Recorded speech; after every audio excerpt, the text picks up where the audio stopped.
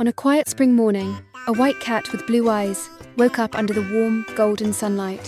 Her kittens were still sleeping, curled up around her on a wooden bed made from old pine branches. She stretched gently and walked slowly to the small window of her cozy room. Outside, a magical garden waited, and the breeze brought the sweet scent of tangerines and honey. On the table near the stove, there was a bowl of warm milk and a slice of crunchy cornbread. The cat licked her lips softly and watched her kittens as they woke up. Around them were wooden toys and coloured pencils from last night's story time. She smiled and fluffed their wool pillows to start the day with care. She stepped into her garden where lilies danced in the dew and birds sang high in the trees.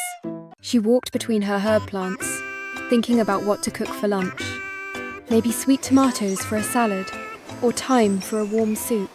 She always wanted her kittens to be healthy and happy. Each evening, the mother cat told her kittens stories about princesses, brave animals, and magical lands. Her voice was soft and calming. The little ones listened closely, their eyes wide with wonder. The house smelled of clean wood and fresh mint. Everything was warm, safe, and peaceful. That evening, the sky changed. A green cloud appeared in the distance. Wind blew loudly through the trees, and the moonlight disappeared behind the strange fog. The cat looked out the window and saw something moving in the far fields. Then came a deep, sad howl. Her heart beat fast, but she remembered. True courage means moving forward even when afraid. She lit a small torch, put on her green cloak, and packed a small bag with supplies. She looked at her kittens and whispered, "Stay with Grandma. I will protect our home." She kissed their foreheads and walked bravely into the night. The cat moved quietly through the forest. Her green cloak swayed with every step. She followed strange footprints to a cave glowing with green light. Inside, she saw a blind fawn, a sick owl, and a little girl trapped in a net made of branches. From the shadows, a tall goblin stepped out. He wore a black cloak with silver lines. "What are you doing here, little cat?" he growled. The cat stood tall and answered softly, "I am a mother. I came to save those in need." The goblin rushed at her, but she jumped aside quickly. She used her slingshot and hit the goblin's magic staff. He screamed in pain.